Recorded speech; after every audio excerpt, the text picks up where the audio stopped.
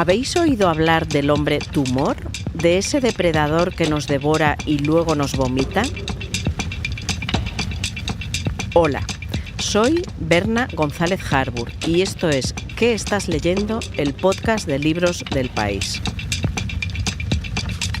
Hoy vamos a hablar de ese concepto que es el hombre tumor, de las relaciones tóxicas que nos enganchan y no nos dejan avanzar. Lo hacemos a partir del nuevo libro de Silvia Hidalgo, Nada que decir, que ganó el último premio Tusquets y que nos sumerge en el deseo de una mujer, en el deseo animal, en el contacto con desconocidos y en una pasión apremiante que en realidad tiene poco que ver con el amor. Bienvenidos y bienvenidas a este podcast en el que los únicos algoritmos somos nosotras.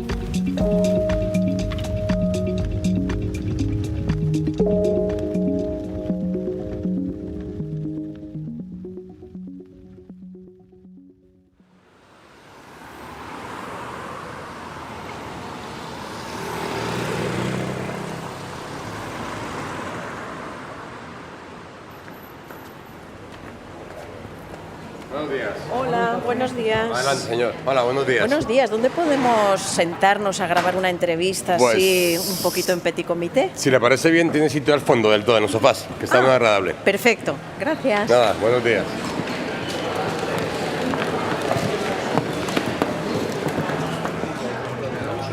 Hola Silvia. Muy buenas, ¿qué tal?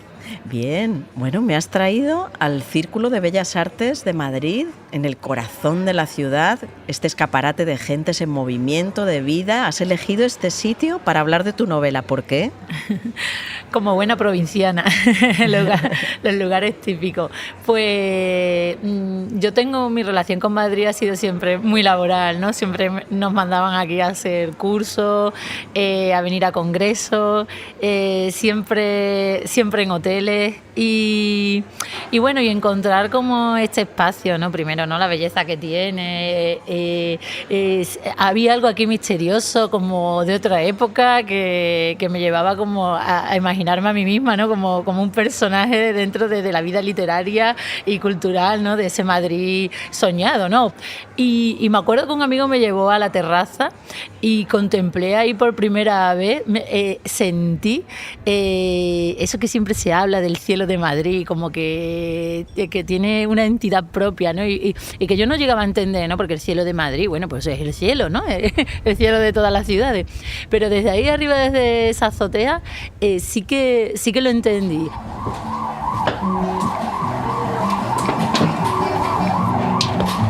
Bueno, tú nos has llevado al círculo, a esta azotea desde la que se ve ese cielo, y tu libro también nos lleva a una especie de azotea, una que nos permite ver el deseo, la urgencia de una mujer por huir de una realidad de maternidad y divorcio que la atrapa. Cuéntanos qué has querido transmitirnos desde la azotea de tu libro, digamos. Ahora que lo mencionas, Berna, hay bastantes azoteas, ¿no? Porque ella está primero también en su casa familiar, ¿no? Este adosado ideal, de familia ideal que hemos aprendido, ¿no? A través de las ficciones que nos llegaban, de cómo vivían, ¿no? Las familias en otros países. Y ella está en esa azotea viendo de lejos, ¿no? La metrópolis, ¿no? El movimiento de la ciudad, cómo entra y sale, y lo echa en falta, ¿no? Echa en falta ese ruido. Empieza a ver de lejos como la vida que ella ha dejado atrás y también en la que se veía proyectada que iba a tener, ¿no? Y está ahí como en un impasse de vida soñada que no llega a satisfacerla. Entonces, pues sí, yo creo que no me había dado cuenta de ese símil de la azotea, porque yo creo que es como una proyección de lo que puedes obtener, pero en medio, bueno, ¿no? Hay mucha soledad y hay mucho páramo.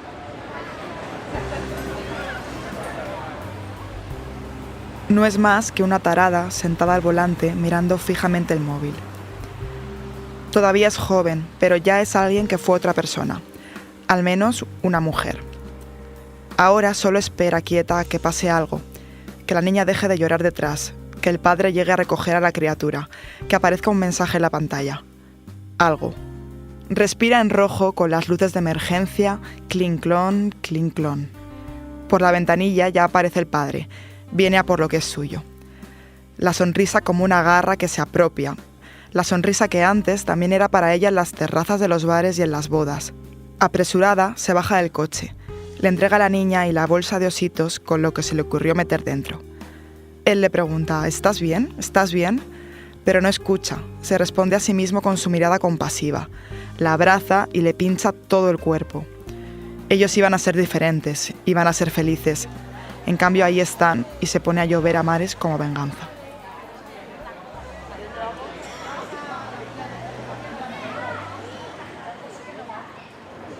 Bueno, además en tu novela, en Nada que decir, has creado un término nuevo. A mí me ha encantado, el hombre tumor, el que te devora y te vomita. Bueno, sabes que te llamarán feminazi, supongo que lo tienes asumido. Bueno, no creo que especialmente salga bien parada tampoco la protagonista, es decir, no he dibujado, ni siquiera el hombre tumor lo he dibujado, yo creo, con maldad o con inquina, ¿no? Yo creo que son personas que no están sabiendo relacionarse. ¿Qué es el hombre tumor? Claro, el hombre tumor es, primero, es una ilusión y una obsesión de ella, y el tumor se refiere a algo íntimo de ella, más bien que al comportamiento de él. Para ella es nocivo cómo se le ha clavado este hombre dentro y le está creciendo a ella en su cuerpo y no es capaz de quitarse esa obsesión que están haciendo por él. No tenía derecho a estar enfadada. Era el juego más antiguo que existía. Todo el mundo conocía las normas, las reglas no explícitas, heredadas de generación en generación. Ella siempre escribiendo desde pequeña, no en un papel, escribiendo en el espejo, escribiendo los recuerdos, en su cabeza. Completando las historias, los mensajes, dando forma a lo indeterminado, a lo incompleto. Mejorando a los personajes vacíos, simples, básicos. Personajes que habría odiado en su mayoría y que necesitaba salvar, reinventarlos. Veía cierta inteligencia en un gesto, una emoción en una mueca, siempre buscando que las cosas significaran algo bonito. Que comer no fuera solo alimentarse, que supiera bien, que fuera memorable. Pero no tenía derecho a estar enfadada. Él, en cambio, sí tenía derecho a ser peor de lo que podría haber sido.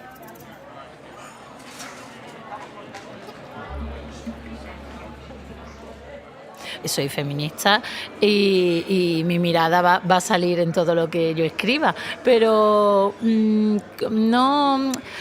Ya lo de feminazi, bueno, por supuesto, pues siempre nos puede caer, pero no creo que especialmente haya dibujado una mujer muy amable o muy blanca o llena de valores positivos. De hecho, no es una mujer que está bastante cercana a instintos muy básicos e incluso a valores sociales que podríamos considerar bastante negativos, y es una mujer, de hecho, débil, en el que su autoestima la pone en manos, ¿no?, de un hombre al que no conoce y que en realidad no la valora. O sea que digamos que no considero que sea un canto. De hecho yo creo que es una mujer que está en el camino de...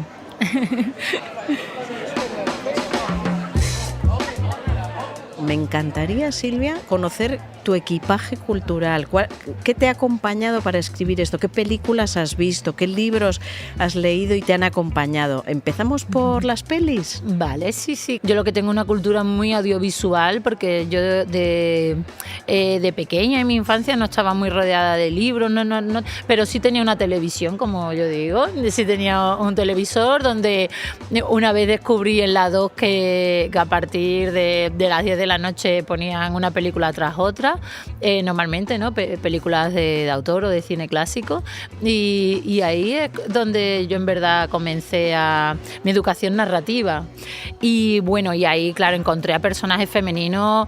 En este caso, claro, no había, o por lo menos no nos llegaba, ¿no?, el cine hecho por mujeres, pero esos personajes femeninos que escribían Antonioni o Fellini o Bergman, que para mí eran estrafalarios, esotéricos, no tenían nada que ver, ¿no?, con las imágenes y los referentes de mujer que yo tenía en mi barrio, que eran normalmente amas de casa y cuya frustración no se sentían libres, ¿no?, de expresarla, ¿no? Y en cambio esta estas protagonistas, por ejemplo, como Mónica Vitti en Desierto Rojo, ¿no? de Antonioni, que se lanza, por ejemplo, a los brazos, ¿no? de un deseo que no la va a llevar a nada bueno, ¿no? Le va a llevar a simplemente a destruir su vida.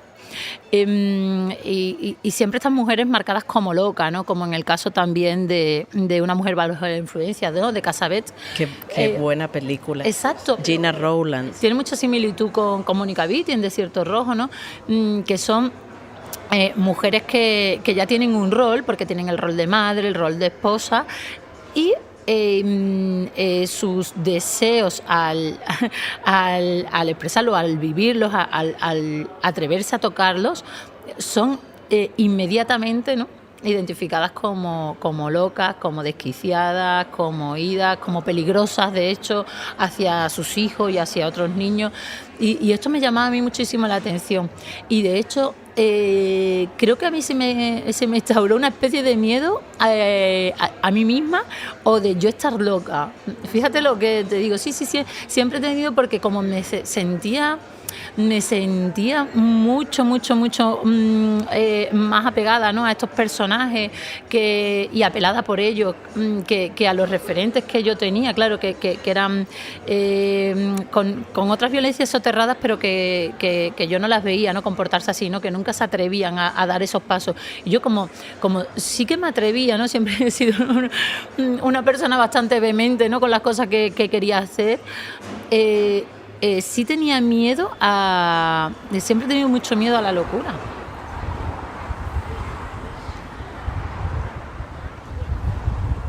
Oye, ¿nos pedimos otro café? Sí, Silvia, perfecto. ¿te apetece? Ay, mira, aquí está el camarero.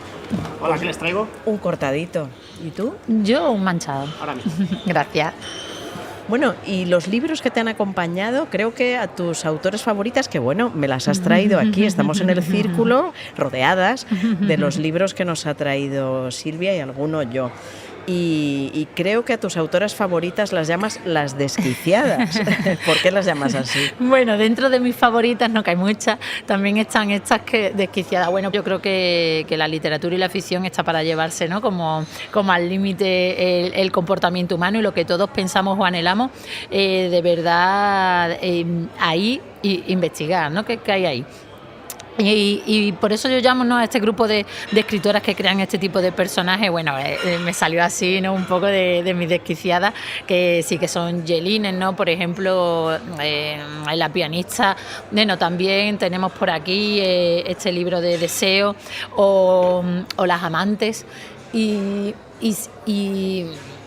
es que, bueno, me parece una barbaridad la creación de personajes y de las violencias que... Qué incómodos son esos personajes, ¿verdad? Los de Jelinek, por ejemplo. Y además una incomodidad demasiado cercana, es muy cercana, por eso es tan incómoda. Y son unas violencias que con las que sí que me siento como más cercana y más cómoda, ¿no? Porque también hay muchas autoras que, ¿no? y ahora, ¿no? En las que la violencia que retratan, que son a lo mejor más evidentes o más físicas, quizás no en mi mundo, aunque por supuesto no estamos agotadas, ¿no? y realmente desoladas, ¿no? con lo que vemos a diario, pero en mi pequeño mundo de barrio, me siento mucho más cercana a ese tipo de violencia que se genera dentro de nosotras.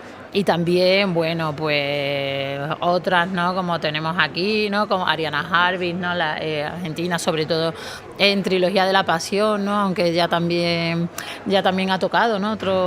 Otros temas, sinceramente. No sé si algún día se llevará el Nobel, pero creo que podría ser candidata perfectamente. Y es una literatura totalmente descarnada.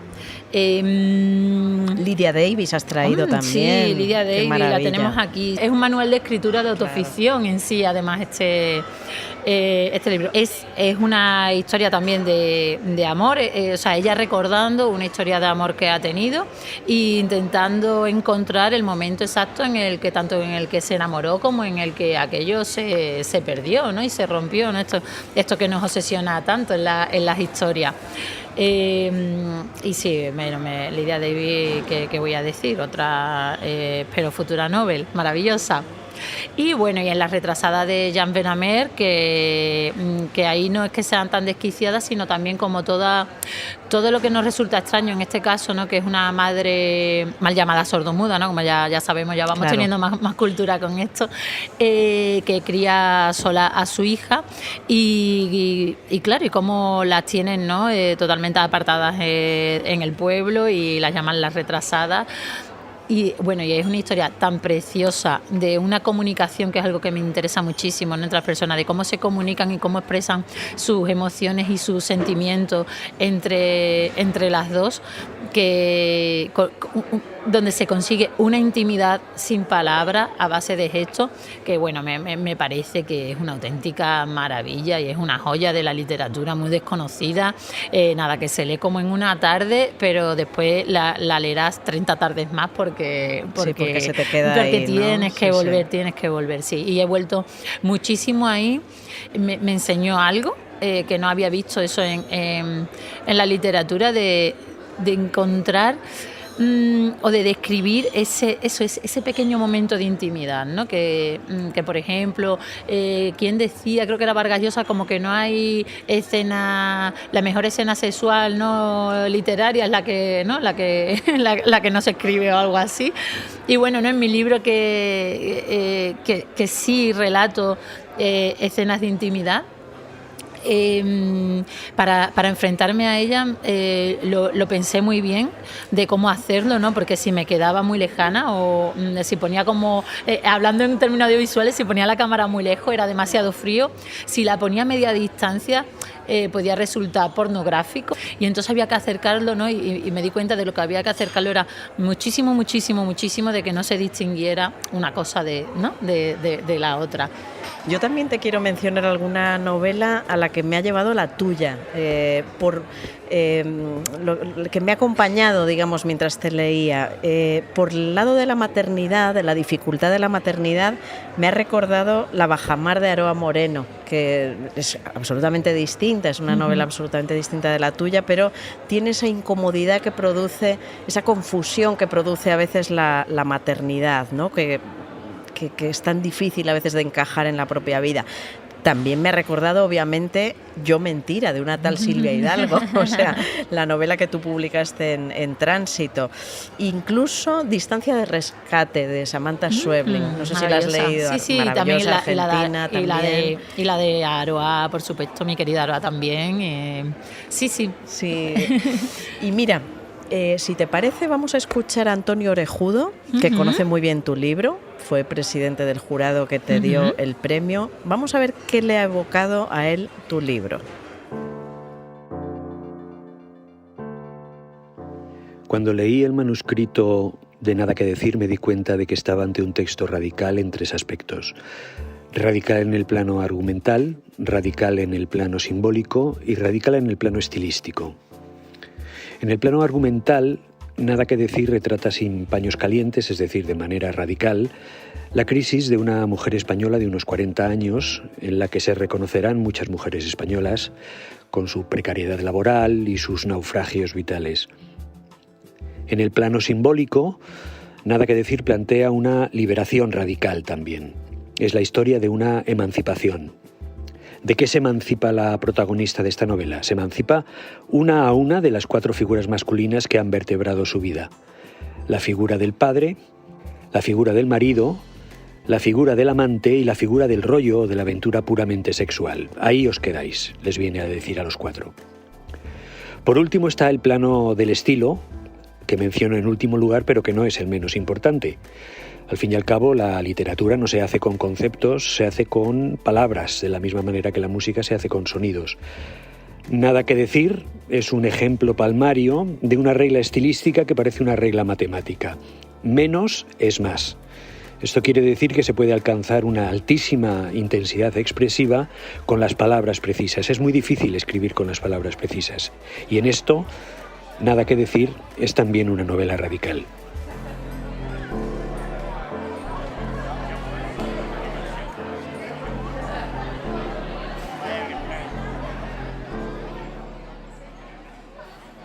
Bueno, y ahora sí, hablemos de otros libros. ¿Qué estás leyendo en esta época, en estos días? Ya veo lo que me has traído. Me has traído, por ejemplo, Taberra, de Elisa Victoria. ¿Qué estás encontrando en este libro?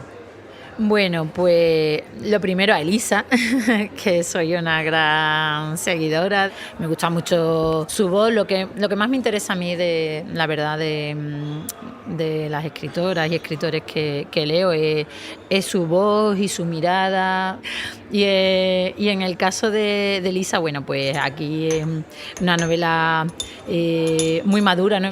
Y también oscura, un poco perversa y un poco infantil, que me gusta muchísimo, ¿no? Todos esos puntos de Elisa. Pero bueno, decías de lo que estoy leyendo, ¿no? Llevo siempre como unos cuantos libros a donde voy. Siempre tenemos varios libros empezados a la vez, ¿no? Exacto, ¿no? Y además va surgiendo novedades. Me interesa muchísimo todo lo que se escribe en mi entorno, ¿no? En mis contemporáneas, la gente con la que yo estoy compartiendo ahora el espacio y el tiempo, pero que tienen como otras visiones distintas, ¿no? En el caso, por ejemplo, ¿no? de Elisa, ¿no? Pero también en el caso, ¿no? que te he traído por aquí, por ejemplo, a Lana Portero, ¿no? que por supuesto La mala tiene costumbre. Sí, bueno, que vamos a hablar, ¿no? Ya que nos haya dicho ya de la mala costumbre. Sí, vamos a recordar que La mala costumbre de Lana Portero trata sobre un niño trans que evidentemente no encaja en su cuerpo. Es un libro sobre la dificultad de encajar en tu identidad. Es un libro universal, ¿no? Exacto, ¿no? Y además su mirada sociopolítica, de barrio. clase, exacto, de clase, de barrio, pues algo con lo que me siento muy cercana, y me parece una escritora deslumbrante. Y bueno, cuando supe que sacaba novela, pues por supuesto, ¿no? Me lancé y a ver si puedo terminar todo lo que tengo, ¿no? Me traes también a Dimas Pricisli, un escritorazo, Cuchara, Cuchillo, Tenedor, que ha tenido el premio novela Ateneo Joven de Sevilla. Pues, no me lo he leído todavía, cuéntame. Pues a Dimas lo conocí porque coincidimos en la Feria del Libro de Sevilla, coincidimos en un programa de radio y nos tomamos mientras esperábamos un café y quise leerlo. Me pasa mucho esta cosa de la intuición, de conocer a una persona, ver la mirada y el mundo que tiene, su forma de expresarse, de relacionarse, de comunicarse. Tenía muy claro que quería leer lo que Dimas escribiera, y las expectativas se han quedado incluso cortas. Él, ¿no? como migrante de pequeño que vino aquí también, ¿no? También sobre la identidad, sobre conocerse, pero bueno, tiene un lenguaje muy, muy, muy gamberro, muy limpio, muy cuidado a la vez, y es que sin conocerlo mucho tengo la sensación de que claro, es que es una voz única. Un ucraniano en Sevilla. Sí, pero es una voz única además, pero por lo que te comentaba de su propio carácter, ¿no? Un chico súper culto, tiene exquisito, ¿no? Pero tiene como un animal salvaje ahí dentro que se nota bueno, cuchillo, nunca mejor dicho, no tenía que estar la palabra cuchillo ahí en la portada, porque es así, ¿no? Cada párrafo y cada idea que te da. Me está pareciendo maravilloso el libro. Qué bien. Y me has traído también Los amigos de Bernhard, de Anne-Marie Schwarzenbach. Schwarzenbach, sí. Este es una autora recuperada. Entraría también más bien, ¿no? Yo creo en el altar de autoras desquiciadas, por desgracia, ¿no? En aquella época también una persona que tuvo, bueno, por lo menos así diagnosticado, ¿no? Problemas de salud mental, y que murió muy joven, y tenía muchas ganas y lo encontré en una librería, estaba en Barcelona y lo vi. y me lo llevé. Y nada, también me parece, este libro es de los años 20, no sé, de 1920. 23 o 24 y bueno, pero es tremendamente actual, ¿no? Al final cuenta las relaciones entre parejas, entre amigos, múltiples formas también de pareja. Es súper actual, no hay más que verla a ella, ¿no? Aquí también, ¿no? Esta imagen tan potente que tiene y qué frescura. Parece, esta cosa también te da mucha relación de que no vamos a inventar nada, ¿no? De que está totalmente todo, ¿no? Que nos podemos sentir como muy modernos, esta escritora tan moderna, que va, ¿no? Ya llevamos siglos y siglos escribiendo y es que no vamos a... Es la maravilla de la literatura, exacto, ¿no? La vigencia de lo exacto, y encontrarte, potente. Tener un impulso y decirme, voy a leer este libro y ver que podría estar perfectamente escrito ahora. ¿No? Por ejemplo, por una Lidia Caro Leal, ¿no? Sí. Que también te la traigo aquí. No entrar con llamas. No entrar Lidia con Caro llamas. Leal. Sí, es una escritora valenciana, maravillosa. Ya la conocía por la anterior novela que publicó en la editorial de mis amigos de Barret. Y esto es un libro de cuentos, de relatos, donde, bueno, también, ¿no? En cada libro se pregunta qué estoy haciendo aquí, ¿no? En cada cuento se está preguntando qué estoy haciendo aquí. De hecho, no he encontrado, ¿no? Como un cuentecito, ¿no? También respecto a Madrid y en el que me he sentido como súper identificada. Bueno. Sí, también habla de ese cielo de Madrid. Es que, bueno, Lidia es otra persona que también lo mismo, ¿no? Al conocerla me di cuenta que tiene una dulzura y una fragilidad pero una ocurrencia tremenda, ¿no? y que esa conjunción iba a ser maravillosa en su escritura, y lo es. Hola, soy Jordi Amat, coordinador de Babelia. Si estos días os acercáis a las librerías, encontraréis diversos libros sobre el atentado del 11 de marzo de Madrid de 2004. Es normal que haya esta atención porque aquellos hechos han condicionado la evolución política de nuestro país y fundamentalmente destrozaron la vida de muchas familias. Hay varios libros y destaco 3 de los que más me han interesado.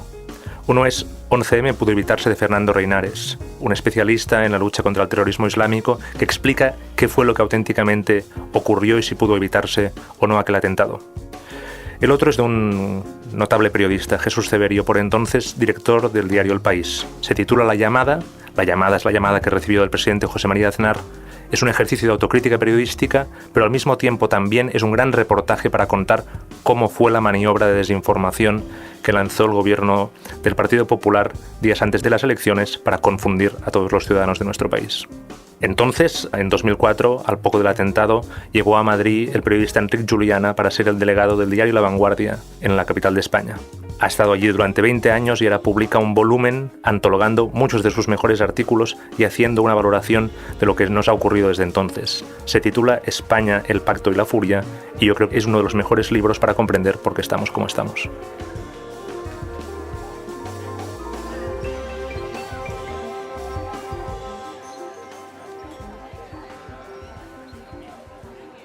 Bueno, Silvia, hemos escuchado tus recomendaciones, también las que nos hace esta semana Babelia. Estamos acabando y, ¿sabes? Me encanta siempre terminar con una poesía, una canción. ¿Qué te apetece? No cantar, pero leernos. Pues, por ejemplo, bueno, Nacho Vegas me ha acompañado, ¿no? También siempre con su música durante muchos años y nada, ¿no? Además que recientemente lo he conocido en persona y me ¿Qué parece, canción? ¿Qué por supuesto, canción te pues, por ejemplo, gustaría creo leer? que con todas podrían, ¿no? Porque al final siempre habla también, ¿no? Del desamor y de sentimientos muy llevados al límite, ¿no? Pero a lo mejor Dry Martini, ¿no? Que es un clásico, me gusta bastante. Hablo solo, bebo té, tomo notas para hacer de mi vida sin ti algo habitable. Pierdo un vuelo, pierdo un tren, pierdo los papeles y por ti perderé la cabeza poco a poco. Me recibes sonriendo, me arrastras 20 metros por el suelo y solo dices, esto es cosa de locos, de locos.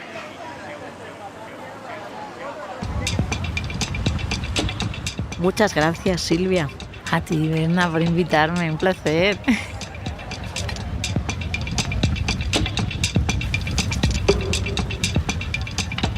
¿Qué estás leyendo? Es el podcast de libros de El País.